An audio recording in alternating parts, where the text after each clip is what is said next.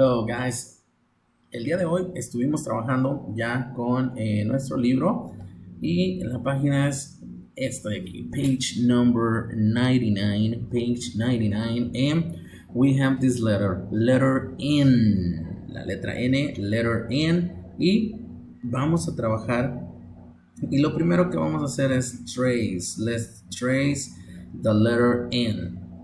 Choose any color. Escojan cualquier color. Choose any color to trace this letter. Vamos a trazarla.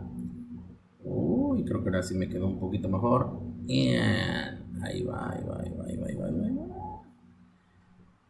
Ok, letter N.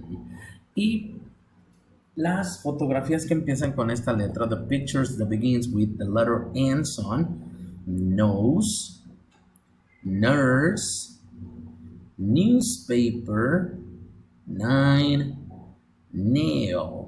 ¿Ok? Escuchen esta. Pie. Esa no, ¿verdad que no? Pencil. Nope. Jeans. Ahora, nose, nurse, newspaper, 9, nail. Well, then match. Vamos a unir las que inician con esta letra, with the letter N. Let's match the pictures. Okay, like this.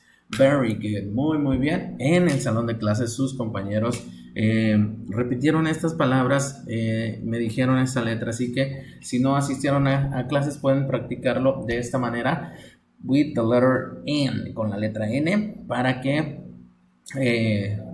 la conozcan y puedan realizar su trabajo como lo hicimos el día de hoy en clase. ¿Ok? Remember, letter N, nose, nurse, newspaper, 9, nail. ¿Ok? Bueno, eso es lo que hicimos el día de hoy. Nos vemos el día de mañana, tomorrow, Wednesday. See you later. Bye.